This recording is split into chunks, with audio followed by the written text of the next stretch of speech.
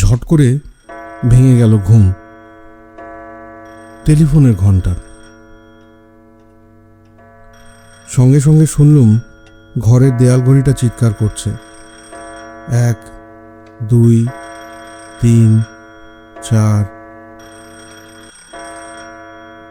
একে একে গুনলুম রাত 12টা, তন্দ্রাকাতর চোখ না খুলেই।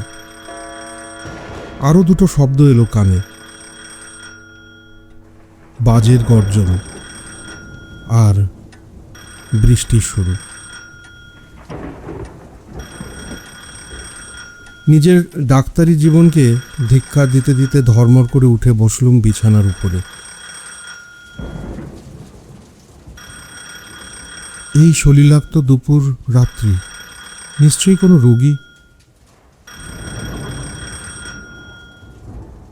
বিছানা ছেড়ে নেমে রিসিভারটা তুলে নিয়ে সাড়া দিলুম। হ্যালো। একটি মাঝরাতের টেলিফোন কল। ওপার থেকে ভেসে আসে এক অদ্ভুত আবেদন। কিন্তু সেই ফোন কল কি শুধুই একজন অসহায় মানুষের আরতি, নাকি তার আড়ালে লুকিয়ে আছে এক রহস্য? হেমেন্দ্র কুমার রায় তার স্বভাবসুলভ দক্ষতায় সাধারণ একটি টেলিফোনকেও রূপ দিয়েছেন ভয়, রহস্য আর অজানার এক অনবদ্য মাধ্যম। আসুন শুনি আজকের গল্প, টেলিফোন। হ্যালো। হ্যালো। ডাক্তার, হ্যাঁ। ডাক্তার, ডাক্তার, শিগগির আসুন, শিগগির। কোথায়? আমার বাসায়, 7 নম্বর 7 সেন্ট স্ট্রিট। অসুখটা কি? আমি এক্ষুনি মারা যাব ডাক্তার। আমার দম বন্ধ হয়ে আসছে, আমি আর কথা কইতে পারছি না। শিগগির ডাক্তার, শিগগির ডাক্তার।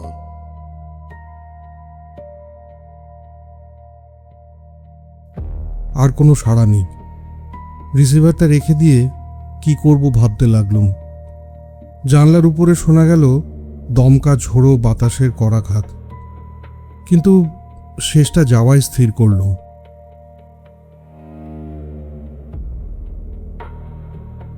গাড়ির ভিতর থেকেই টর্চের আলো ফেলে আবিষ্কার করলুম 7 সেন্ট স্ট্রিটের 7 নম্বরকে। একখানি পুরনো ছোটখাটো দোতলা বাড়ি। প্রত্যেক জানলা, এমনকি দরজা পর্যন্ত ভিতর থেকে বন্ধ। দরজা জানলার ফাঁক ফোকর দিয়ে দেখা যাচ্ছে না একটিমাত্র আলোক রেখাও। এত রাতে ড্রাইভারের ঘুম ভাঙায়নি, নিজেই গাড়ি চালিয়ে এসেছি। ব্যাগটা পাশ থেকে তুলে নিয়ে রাস্তায় গিয়ে নামলুম। এ কি রাস্তা, না বেগবতী স্রোতবতী? কলকল করে ছুটন্ত জল ধাক্কা মারছে হাঁটুর উপর পর্যন্ত। যেদিকে তাকাই চিহ্ন নেই জনপ্রাণী, যেন মানুষের পৃথিবী নয়।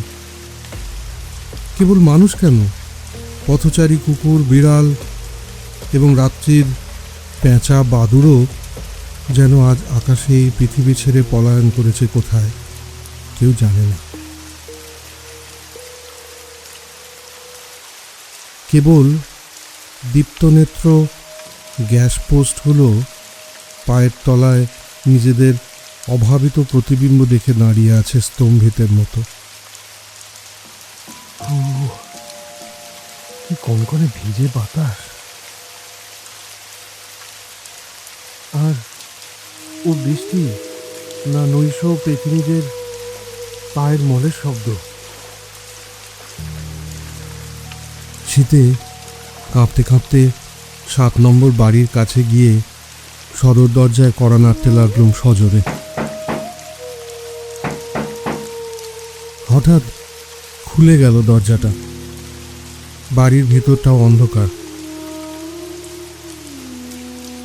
কে দরজা খুললে দেখবার জন্য টর্চ ব্যবহার করলাম, কিন্তু কাউকে আবিষ্কার করতে পারলাম না। ভাবলুম বোধহয় কোনো অন্তঃপুরিকা এসে দরজা খুলে দিয়েই তাড়াতাড়ি আবার ভিতরে চলে গিয়েছেন। কিন্তু কি মুশকিল, এরা ডাক্তারকে ডাক দিয়েছে অথচ বাড়ির ভিতরে একটা লণ্ঠন পর্যন্ত জেলে রাখেনি। অগত্যা অন্ধকারেই বাড়ির ভিতরে 2-4 পা এগিয়ে গলা তুলে বিরক্তভাবে বললুম, মানুষের চোখ অন্ধকারে চলে না, একটা আলো দেখাবার ব্যবস্থা করুন। অত্যন্ত গম্ভীর এবং অত্যন্ত কর্কশ কণ্ঠে কে যেন বলল, আলো নেই, আলো দেখাবার লোক নেই, টর্চ জেলে এগিয়ে আসুন, ডান দিকে সিঁড়ি, দোতলায় উঠে বাঁদিকে প্রথম ঘরেই রোগীকে দেখতে পাবেন। কে কথা কইছে, কোথা থেকে কথা কইছে? চারিদিকে টর্চের আলো ফেলতে লাগলুম। সামনে দেখা গেল কেবল একটা সরু পথ, তার উপরে ছাদ, 2 পাশে 2 দেয়াল, কোনো মানুষের ছায়া পর্যন্ত নেই। কে কথা কইলে? যে কথা কইলে সে নিশ্চয়ই আমাকে দেখতে পেয়েছে, নইলে আমার টর্চের উল্লেখ করতো না। কিন্তু আমি তাকে দেখতে পাচ্ছি না কেন?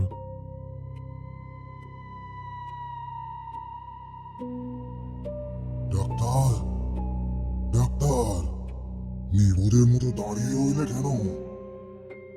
উপরে এসো, উপরে। অপার্থিব কণ্ঠস্বর আসছে যেন খুব কাছ থেকে, আসছে যেন বহু দূর থেকে। বুকের কাছটা কেমন ছমছম করতে লাগলো। সদর দরজাকে সশব্দে নাড়া দিয়ে আচম্বিতে বাড়ির ভিতরে ঢুকে পড়ল বৃষ্টির কাদা জল মাখানো খানিকটা দমকা হাওয়া।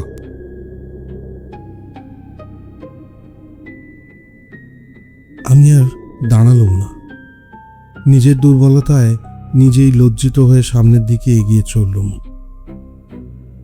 ডান দিকের সিঁড়ি বেয়ে উপরে উঠতে লাগলুম এবং উঠতে উঠতে সবিস্ময়ে লক্ষ্য করলুম সিঁড়ির প্রত্যেক ধাপে জমে রয়েছে প্রায় 1/2 ইঞ্চি পুরো ধুলো। সেই ধুলোর উপরে একটিমাত্র পদচিহ্নও নেই, যেন বহুকালের মধ্যে এই সিঁড়ির উপর দিয়ে কোনো মানুষই ওঠানামা করেনি।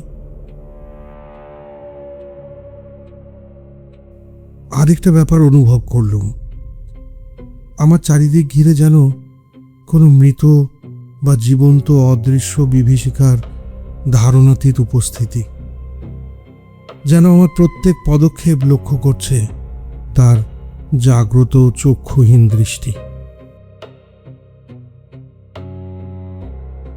থেকে থেকে আমার গা এমন শিউরে শিউরে উঠতে লাগলো যে আবার থমকে দাঁড়িয়ে পড়ে ভাবতে লাগলুম, অতঃপর এই অস্বাভাবিক বাড়ি ত্যাগ করে বাইরে বেরিয়ে যাওয়া উচিত কি না। আবার কে যেন ব্যঙ্গের স্বরে বললে,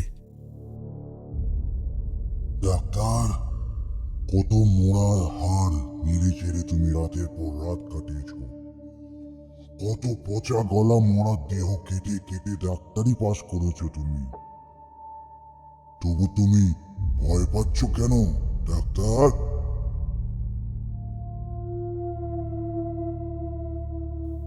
মনের ভাব লুকোবার জন্য জোর করে সিধে হয়ে দাঁড়িয়ে বললুম, কই, আমি ভয় পাইনি। কিন্তু তুমি কাঁপছো যে। এই ঠান্ডা হাওয়ায় আমার শীত করছে। কানে এলো একটা শুকনো ও চাপা বিশ্রী হাসির আওয়াজ।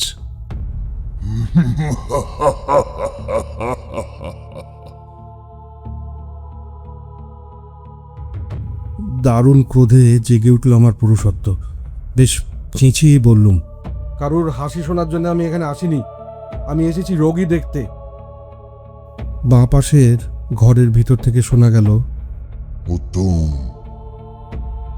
ভিতরে এসো, দরজা খুলে।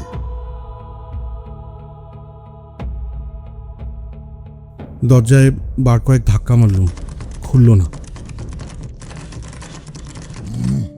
দেখতে পাচ্ছ না দরজার বাইরে থেকে শিকল তোলা আছে? তাই বটে। শিকল নামিয়ে ঠেলা মেরে দরজা খুলতেই ভিতর থেকে বেগে বেরিয়ে এলো যেন হিমালয়ের তুষার মাখানো বাতাসের একটা ঝটকা। ঠকঠক করে কাঁপতে কাঁপতে আবার পিছিয়ে এলো। সেই ভয়াবহ কণ্ঠ ততোধিক ভয়াবহ যন্ত্রণা বিকৃত স্বরে বললে,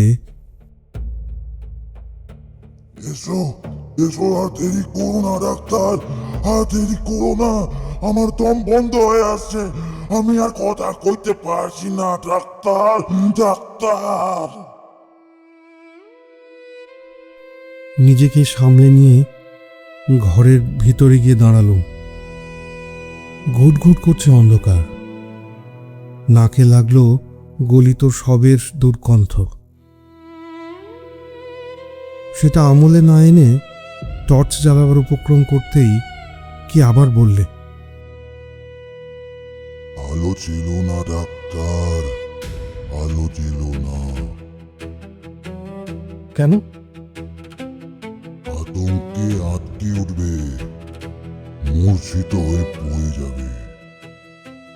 এখানে কোনো পাগল কি লুকিয়ে আমার সঙ্গে কথা কইছে, না কেউ আমার সঙ্গে প্র্যাকটিক্যাল যোগ করতে চায়? অধীর কণ্ঠে বললুম, কি আশ্চর্য, আলো না জ্বাললে আমি রোগীর পরীক্ষা করব কেমন করে?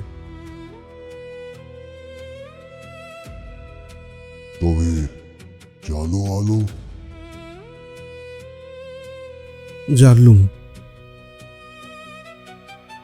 আলোটা জ্বালতেই বিছানায় চোখ পড়ল। কিন্তু কিন্তু ওটা কি দেখেছি? একটা ময়লা চাদরে মোড়া বিছানার উপরে নিশ্চেষ্টভাবে পড়ে রয়েছে একটা সুদীর্ঘ দেহ। দেখলে বোঝা যায় সেটা অনেক দিনের পুরাতন মৃতদেহ, অথচ পচে গলে যায়নি। কিন্তু কিন্তু কি ভীষণ তার মুখমণ্ডল! ভুরু দুটো উঠে গিয়েছে কপালের অনেক উপরে, এবং দুই কোটরের মধ্যে চক্ষু দুটো যে কত নিচে তলিয়ে গিয়েছে দেখতেই পাওয়া যায় না। এমনভাবে সে তাকিয়ে আছে যা দেখলেই বুকটা ছাত করে ওঠে। এবং সবচেয়ে ভয়ানক দৃশ্য হচ্ছে তার মুখমণ্ডলের ভিতর থেকে কিলবিল করতে করতে বেরিয়ে আসছে সারবে পোকার পর পোকা। স্তম্ভিত নেত্রে আড়ষ্ট হয়ে দাঁড়িয়ে রইলুম। এ ভগবান, এই কি আমার রোগী? ডাক্তার, ডাক্তার, এই যন্ত্রণা সইতে পারছি না রে ডাক্তার, শিগগিরই এসো। দেখতে পাচ্ছ না আমাকে আক্রমণ করছে দলে দলে নরকের কীট। হ্যাঁ ডাক্তার, এই পোকাগুলোকে তাড়িয়ে দাও, তাড়িয়ে দাও, আমার মুখ থেকে তাড়িয়ে দাও ডাক্তার।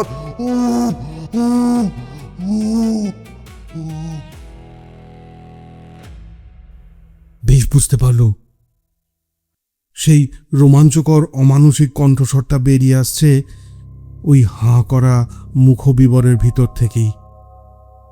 এবং তার চেয়েও অদ্ভুত ব্যাপার এই যে মুখের ভিতর থেকে কণ্ঠস্বর নির্গত হচ্ছে বটে, কিন্তু একটু নড়ছে না মূর্তির ওষ্ঠাধর। স্তম্ভিত ভাবের ভিতর দিয়ে কেটে যেতে লাগলো মুহূর্তের পর মুহূর্ত। তারপর চোখের সামনে স্পষ্ট দেখলুম মৃতদেহটা টলমল করতে করতে উঠে বসছে আস্তে আস্তে। কিন্তু তার উঠে বসার ভঙ্গি দেখলে মনে হয় সে যেন নিজে উঠে বসছে না, কেউ যেন তাকে ধরে ধরে তুলে বসিয়ে দেওয়ার চেষ্টা করছে। তার মাথাটা পড়েছে কাঁধের উপর লুটিয়ে, আর তার হাত দুটো করছে ঝলঝল। কিন্তু যে তাকে তুলে বসাতে চায়, সে কোথায়? কোথায় সে? সে কি একেবারেই অদৃশ্য?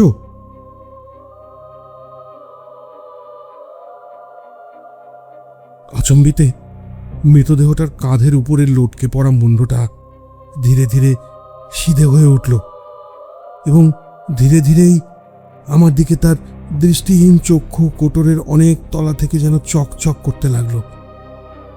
তার চোখ দুটো যেন রাঙা আগুনের ফিনকি। হঠাৎ যেন একটা বিদ্যুৎ প্রবাহে কেটে গেল আমার সমস্ত আচ্ছন্ন ভাব। এক লাফে ঘরের ভিতর থেকে বেরিয়ে ক্রমে উঠি কি পড়ি এমনভাবে সশব্দে নেমে এলুম নিচের দিকে, এবং সঙ্গে সঙ্গে পিছনে ছুটে এলো সেই অলৌকিক কণ্ঠস্বর। Doctor, doctor, doctor.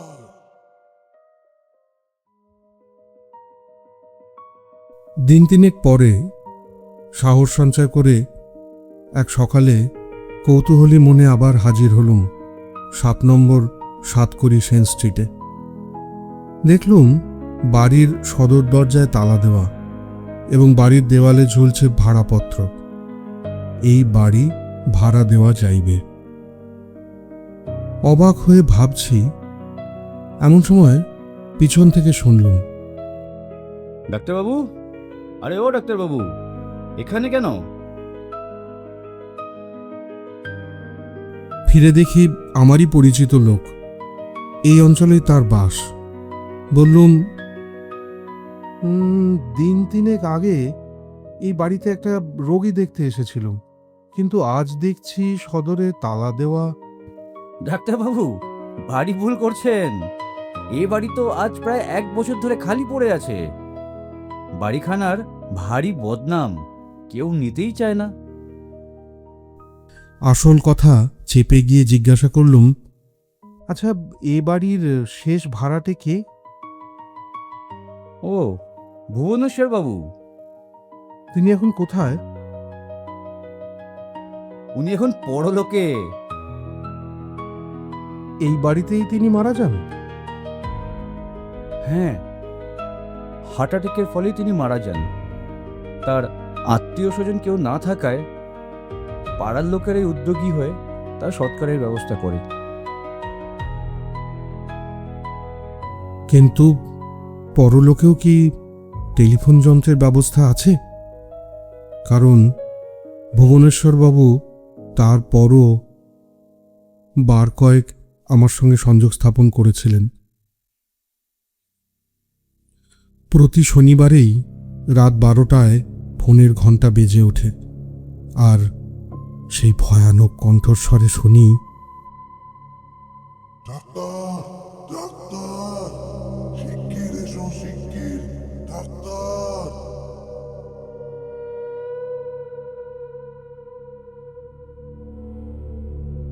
ভুবনেশ্বরবাবু আজও আমাকে ডাকাডাকি করেন কিনা জানি না, কারণ এখন শনিবার রাত্রে টেলিফোনের ডাকে আমি আর সাড়া দিই না। মাঝরাতে এমন কোনো ভুতুড়ে কল আমরা যদি পাই, ভাবুন তো একবার। এই ছিল আজকের গল্প টেলিফোন। গল্পটা আপনাদের কেমন লাগলো অবশ্যই আমাদের জানাবেন প্লিজ। আর এখন থেকে আমাদের গল্প ইউটিউবের পাশাপাশি স্পটিফাইতেও শুনতে পাবেন। যদি আমাদের গল্পগুলো আপনাদের ভালো লাগে তাহলে চ্যানেলে একটু লাইক দিয়ে চ্যানেলটা সাবস্ক্রাইব করে দেবেন প্লিজ।